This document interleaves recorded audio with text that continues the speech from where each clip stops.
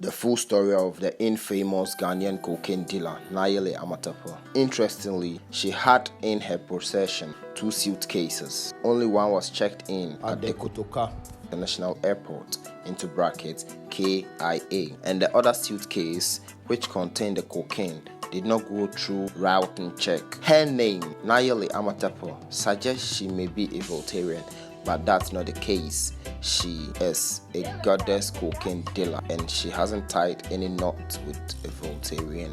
A Ghanaian-born Australian citizen is an account named Ruby Apia by birth, but had to change her name to Ruby Edu Jamfi after having a brush with the law of Amsterdam in the Netherlands, where the father resides. Those who know her, particularly those living around Jawolo and its environs, know Nayeli, and as owner of the Arts Electrical Store, Ninth Angels, located off the Achimota Tete Kwashi section of the George Walker Branch N1 highway. Even though her electrical shop, where she sells chandeliers and other exotic electrical appliances, was a booming business, her extravagant lifestyle and the posh car she cruised in town and other people she hung out with made many people believe Bob's shop could be cover up for what she truly does for a living. Like a coat of many colors, Nayeli Amatapa lived life to the fullest after breaking up with her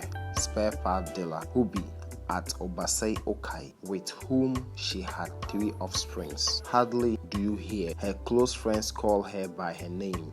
She had several alliances including Ruby Mahama, Angel, Nana, among others. Gossip are that almost all the top men she dated, which included an influential and powerful CEO of state organization, know her by different names. In order to disguise herself after she was busted in similar acts some years back, the cocaine goddess is reported to have undergone plastic surgery. The drug lady was well connected and known to top drug barons, both in Ghana and outside Ghana. As Ghanaians went to bed on the November 9th, 2014, Nayeli Amatapa boarded British Airways flight number BA078 from Ghana to London. Amatapa, whose final destination was the Dominican Republic in the Caribbean, stopped over in London to shop and have a medical checkup, but luck eluded her when she was caught at Heathrow International Airport with 1.5 kg of cocaine with street value of $5 million.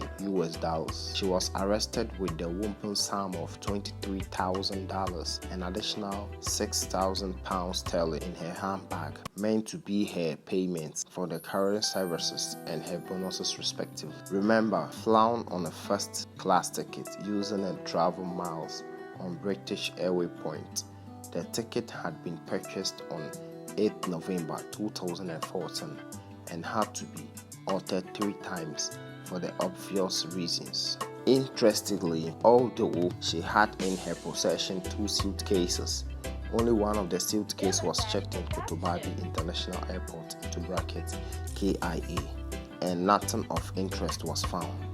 The other suitcase, however, which contained the cocaine wrapped into a kilo block, did not go through routing custom check at the Kotobabi International Airport. It's worthy to know that Nayeli Amatapa traveled with Australia passport with a number P4187659 and not a Ghanaian diplomatic passport, as was initially reported in the local media. She had in her possession as an ordinary Ghanaian passport number G0364497, issued on the 3rd August 2012. During her trial, she had protection from people in authority since 2004.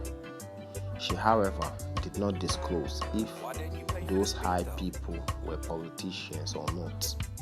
She also added that she was introduced into the drug smuggling business by a businesswoman in Ghana after her struggles to keep up with the influential lifestyle she enjoyed while married to her ex-boyfriend, or shall I say ex-husband, who was a very wealthy spare part dealer. The 32-year-old mother of three failed to name her compliances for fear that her children might be harmed in Ghana.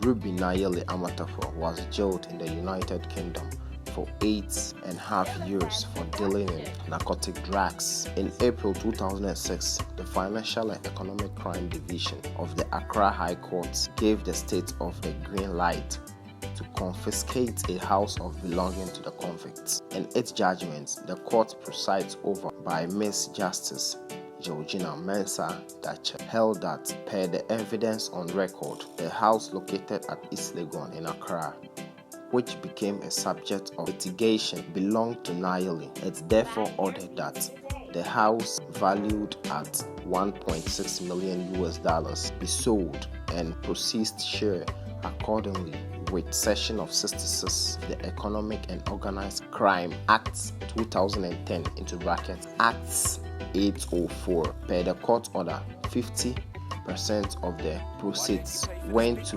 NACOB, 20% to the Economic and Organized Crime Office into brackets EOCO, 15% of the Consolidated Fund, and 15% of the Judicial Services. She was released on parole for showing extraordinary good behavior throughout her 3-year stay in prison, even though she had 5.5 years left.